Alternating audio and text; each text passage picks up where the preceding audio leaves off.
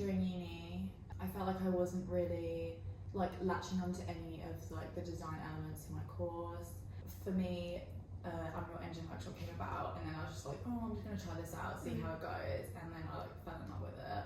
From then, I've literally just carried on pursuing it like ever since. Characters are very over-sexualized in like this sort of space. It's because people want to escape. It's like their ideal world, their ideal characters, like who they want to be outside of the real world. But I think like to over-sexualize people can be quite bad on beauty standards in the real world. I think maybe having more women in these spaces might offer a more realistic perspective.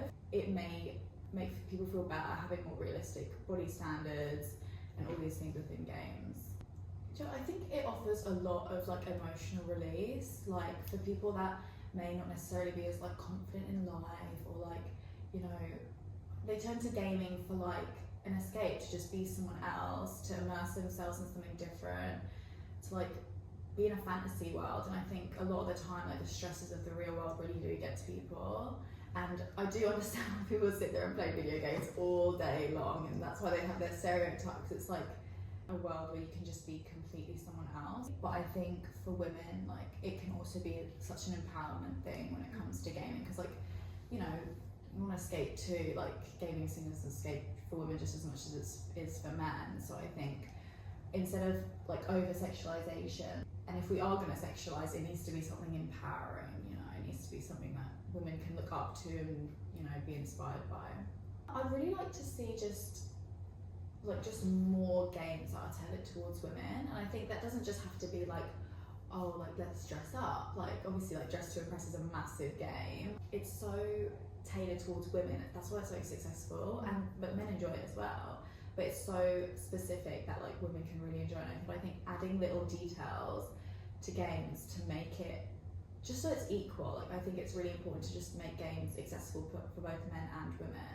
You know, there should be an equal amount of features that you can have for both characters and stuff, and I think that's really important. Intelligence is insulted a lot of the time when you are a woman. I think knowing your skills and being confident about yourself is like the main thing when it comes down to this sort of thing, because like it's not about like, you know, crushing the man or whatever, it's just about you need to have a direction, and I think following that direction and being confident, that's how you're going to get respect from men, especially in this industry. If women were leading it, I think there would be a lot more like specific narrative when it comes to game and like storytelling. You know, it's always a male and a female dynamic where like, you know, men are finding the female, like, you know, helping the female. I mean, they do it a lot in games where females are very empowered and stuff, but I think if we see more of that, it'll just be better. And I know lots of guys who love to play as women as well. If it's open and equal to everyone, then I think, you know, women being on the forefront, or even just as an equal, like will be like a great shift